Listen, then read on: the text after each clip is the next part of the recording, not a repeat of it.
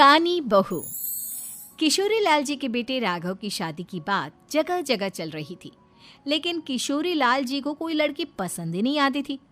और उसकी एक ही वजह थी, किशोरी लाल जी का लालची होना। उनको लड़की वालों से मोटा दहेज चाहिए था और इसी चक्कर में एक दिन वो एक बहुत पैसे वाले के घर अपने बेटे का रिश्ता लेकर पहुंचे। उस आदमी का नाम था ओम प्रकाश। देखिए किशोरी लाल जी, मेरी एक ही बेटी है और मेरी सारी संपत्ति जायदाद सब कुछ मेरी बेटी नैना का ही है। पापा, नाम से लगता है बहुत खूबसूरत होगी। कितना अच्छा नाम है ना, नैना। ओ, वैसे बात तो सही है आपकी। अब इतना पैसा है, जमीन जायदाद है, इकलौती बेटी, आप भी क्या करेंगे? सब कुछ उसे ही देंगे ना। बिल्कुल ठीक पहचाना आपने। बस बेटी की शादी और सारी जायदाद उसके नाम।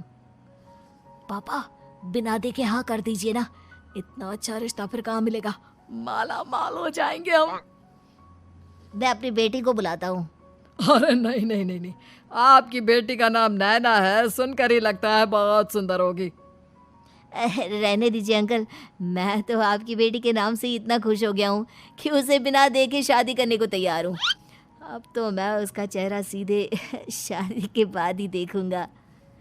और इस तरह राघव नैना का चेहरा नहीं देखता और उससे शादी कर लेता है।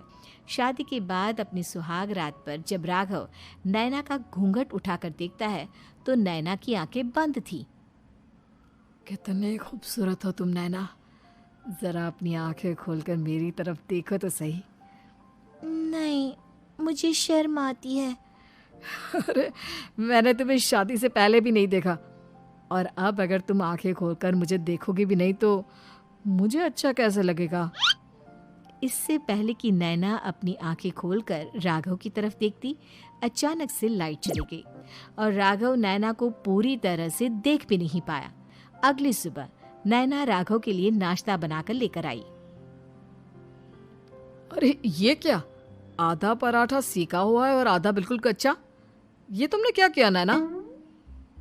बहू, तुमने क्या आधा पराठा तवे से नीचे लटका कर रखा था, जो आधा सेका है और आधा कच्चा? मुझे जितना दिखेगा उतना ही तो सीखूंगी ना पापा जी। जहाँ जहाँ मुझे नजर आ रहा था वहाँ मैंने सीख लिया, जहाँ जहाँ नहीं दिखा वहाँ कच्चा रह गया होगा। इसका क्या मतलब है?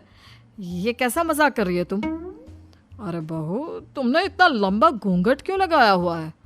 देखो, हमारे घर में बहुओं को बेटी की तरह रखा जाता है, और फिर तुम तो इतना सारा माल लेकर आई हो। देखो, ये घूंघट डालकर रखने की कोई ज़रूरत नहीं है। हाँ नैना, पापा जी ठीक कह रहे हैं, तुम तो आराम से रहो, अपना ही घर समझो। नैना अचानक से अपना घूंघट उठा लेती है। अरे ये क्या पापा, नैना की तो एक आंख फूटी हुई है। नाम से नैना, लेकिन ये तो कानी बहू निकली। मेरे साथ धोखा हुआ है, धोखा। बिना दिखाए अपनी कानी लड़की मेरे संग ब्याह दी। मुझे कानी भी नहीं चाहिए। मुझे अभी ओम प्रकाश जी से बात करनी पड़ेगी। आखिर उन्होंने मेरे साथ ऐसा किया क्यों? अरे, आप लोगों ने ही तो पापा से कहा था कि आप लोग शादी से पहले मुझे देखना नहीं चाहते। अब मेरे पापा पर क्यों इल्जाम लगा रहे हैं? अरे लेकिन उन्हें बताना तो चाहिए था ना कि तुम कानी हो, एक आंख से तुम्हें दिखाई नहीं देता। किशोरी लाल और राघव नाराज होकर ओम प्रकाश को अपने घर बुलाते हैं। पापा जी, ये आपने क्या किया? शादी से पहले बताया क्यों नहीं कि नैना की आंखों में परेशानी है? अरे, आप ही ने तो लड़की देखने से मना कर दिया था। और लेकिन आप बता तो सकते थे। आपको तो हमारी बेटी की प्रॉपर्टी चाहिए थी, वो भी पूरी की पूरी। अब क्या हुआ अगर उसे आधा दिखाई देता है? प्रॉपर्टी तो आपको पूरी मिल गई ना। अरे ये क्या बात हुई? मेरी शादी प्रॉपर्टी से नहीं, आपकी बेटी से हुई है। अब ये तो पहले सोचना चाहिए था, तब तो मेरी प्रॉपर्टी देखकर तुम्हारी जुबान लप लपा रही थी। लेकिन मैं कानी लड़की को अपनी बीवी बनाकर नहीं रख सकता। पापा, कुछ करिए ना आप। हाँ, करता हूँ।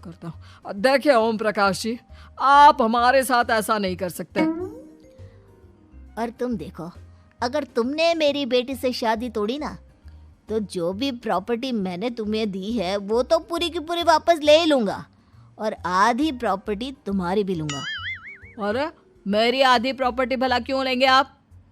इसलिए क्योंकि मेरी बेटी को आधा नजर आता है और उसकी नज़र अभी तक तुम्हारी आधी जायदाद पर ही पड़ी है। अब तुम उसे घर से निकालोगे तो कुछ तो लेकर जाएगी ना। और अगर हम आपकी बेटी को अपने घर की बहू बनाकर रखे तो? तो तुम्हारी पूरी प्रॉपर्टी तुम्हारी ही रहेगी, और जो मैंने तुम्हें दिया है ना, उसमें से बस मैं आधा लेकर जाऊंगा। अरे लेकिन अब आप अपनी दी हुई प्रॉपर्टी में से आधी वापस क्यों लेकर जाएंगे? अगर मैं आपकी बेटी को अपनी पत्नी बनाकर रखने को तैयार हूं तो? इसलिए ताकि भविष्य में अगर तुम मेरी बेटी को धोखा दो तो उसके पास कुछ तो रहे जो पति का हो। वैसे मेरे पास तो बहुत कुछ है, लेकिन अपने पति की कोई निशानी तो उसके पास होनी चाहिए ना। अब अगर तुमने मेरी बेटी को कहानी कहा तो तुम्हें प्रॉपर्टी भी कहानी ही मिलेगी, पूरी नहीं। जमाए राजा। किशोरी लाल और राघव समझ चुके थे कि वो बुरी तरह फंस चुके हैं और अब उनके पास वहां से निकलने का कोई चारा नहीं है। अब समझ में आया ना, लालच बुरी बला होती है। एक तो तुम्हें प्रॉपर्टी मिली, ऊपर से बीवी मिली, उसमें तुम्हें नखरे भी दिखाने हैं। आए बड़े, चुपचाप बैठो दोनों। कुछ दिनों के बाद नैना राघव की कार लेकर बाजार घूमने निकलती है और जब कार लेकर वापस आती है, ये क्या? एक तरफ से मेरी गाड़ी पूरी खराब हो चुकी है। लगता है तुमने मेरी गाड़ी को किसी दूसरी गाड़ी के साथ एक्सीडेंट किया है। अरे अरे कितना बड़ा नुकसान कर दिया तुमने बहू। वो क्या है ना पापा जी, मुझे एक आंख से दिखाई नहीं दे रहा था, सामने से गाड़ी आ रही थी। मुझे तो सिर्फ आधा ही दिखाई दिया और वो गाड़ी मेरी कार से रगड़ते हुए निकल गई। अब मैं क्या करूं बताओ? आप इसे ठीक कराने के पैसे कौन देगा? तुम्हारे पापा। तुमने मुझसे इस तरह से बात की? अभी रुको। नैना राघव की शिकायत ओम प्रकाश को कर देती है।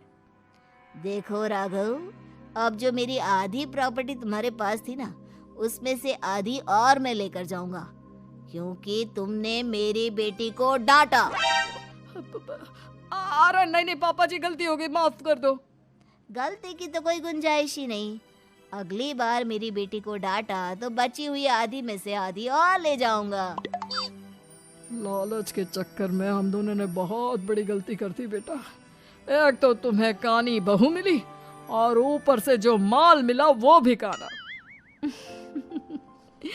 इस तरह राघव की हर एक गलती पर ओम प्रकाश उसकी प्रॉपर्टी का आधा आधा हिस्सा लेकर अपना सारा माल वापस ले गया और राघव को कानी बीवी से काम चलाना पड़ा।